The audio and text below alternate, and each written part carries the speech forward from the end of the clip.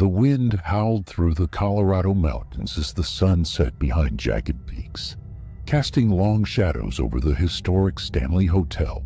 In the cold stillness, the hotel stood tall, a looming ghostly figure in the twilight. Its century-old facade seemed to whisper secrets, the faded grandeur masking a past woven with dark, unsettling tales. It was the off-season, and the hotel, usually buzzing with tourists and curious seekers, was eerily quiet. Only a handful of guests roamed the halls, each drawn here by the hotel's reputation. Some came for the view, others for a brush with the paranormal, but none could have prepared themselves for what this night had in store. In room 217, a young couple settled in. Michael, a rational skeptic, brushed off his fiancée Claire's nervous jokes about ghosts. "It's just a story," he said, tossing their bags onto the bed. "Nothing's going to happen." Yet, as night fell and the wind howled louder, the air inside the room seemed to thicken. Every creak of the floor, every flicker of the light began to feel like an omen. And then there was the knock, a slow, deliberate tapping at the door. Claire's heart raced as she looked at Michael, who hesitated. "It's probably the wind," he muttered. But when he opened the door, no one was there. Michael, the eternal skeptic, had always dismissed the idea of ghosts and hauntings as the stuff of movies and folklore.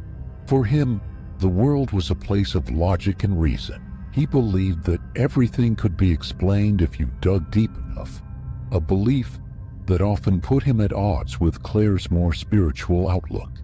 Claire, on the other hand, had always been fascinated by the supernatural, growing up on ghost stories her grandmother used to tell.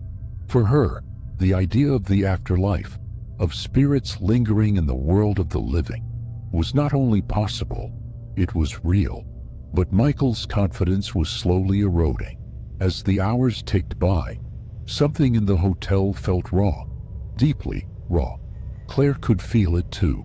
Her earlier jokes about seeing ghosts had faded into tense silence, and the once warm and cozy room now felt oppressively cold. The uneasy tension between them began to simmer, their emotional states unraveling with every odd noise, every unexplained draft of cold air. It wasn't just the knocks. As midnight crept closer, the sounds began to multiply. Footsteps echoing down the empty hallway, whispers coming from the vents, and worst of all, a low, rhythmic humming, as if someone, or something, was singing softly just beyond the walls. Claire, usually so strong and steady, found herself growing more and more unnerved. She glanced at Michael, whose dismissive demeanor had cracked. He was pacing now, muttering to himself. Desperate for answers, they ventured into the dimly lit corridors of the hotel. The floorboards groaned beneath their feet, the walls seemingly closing in. They found themselves drawn to the grand staircase, where stories of ghostly apparitions and shadowy figures were as old as the hotel itself. Claire felt a hand on her shoulder, but when she turned, Michael was several feet away, his face pale, his eyes wide. "I felt it," she whispered, her voice shaking. "Something's here." Their breath visible in the frigid air, they made their way down to the ballroom, a place notorious for its spectral guests. The room was dark, but as they stood at the threshold, the chandelier flickered to life, casting an eerie glow over the empty dance floor. In the distance, the faint sound of music began to play, a haunting, melancholy tune from a time long past. And then the figures appeared. Ghostly, translucent figures dressed in the finery of the early 1900s, waltzing across the floor in perfect silence. Michael's knees buckled, and Claire grabbed his arm, her grip tight. They watched, frozen in place, as the dancers moved gracefully, unaware of their living audience.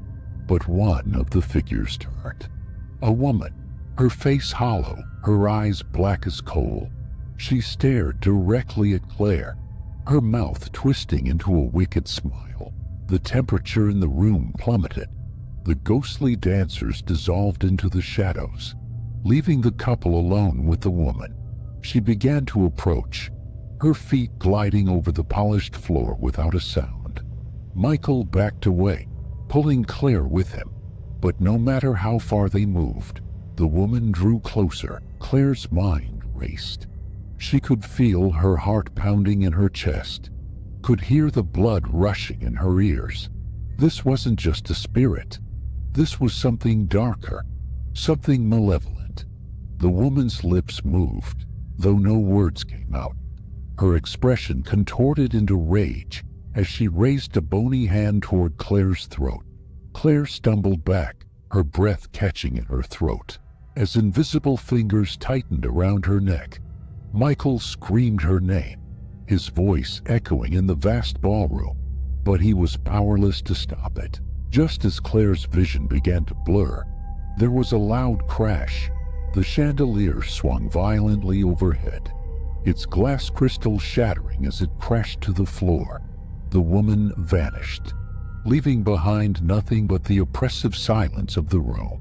Shaken to their core, Michael and Claire fled back to their room, their bodies trembling, their minds reeling. But as they locked the door behind them, they knew there was no escape from whatever haunted the Stanley Hotel. Claire's throat still bore the red marks of the ghost's grip, and Michael's hands shook uncontrollably. The whispers returned, this time closer, more insistent. They weren't coming from the hallway or the vents. They were coming from within the room. Claire's eyes widened as she realized where they were coming from. Slowly, Michael reached for the handle. The door creaked open, revealing only darkness, but the whispers grew louder. He reached inside, feeling along the back wall, but there was nothing. Just as he was about to close the door, a cold hand grabbed his wrist. He screamed. The lights flickered, and the door slammed shut on its own. The whispers turned into screams, blood-curdling, agonizing screams that echoed through the room, rattling the windows and shaking the walls.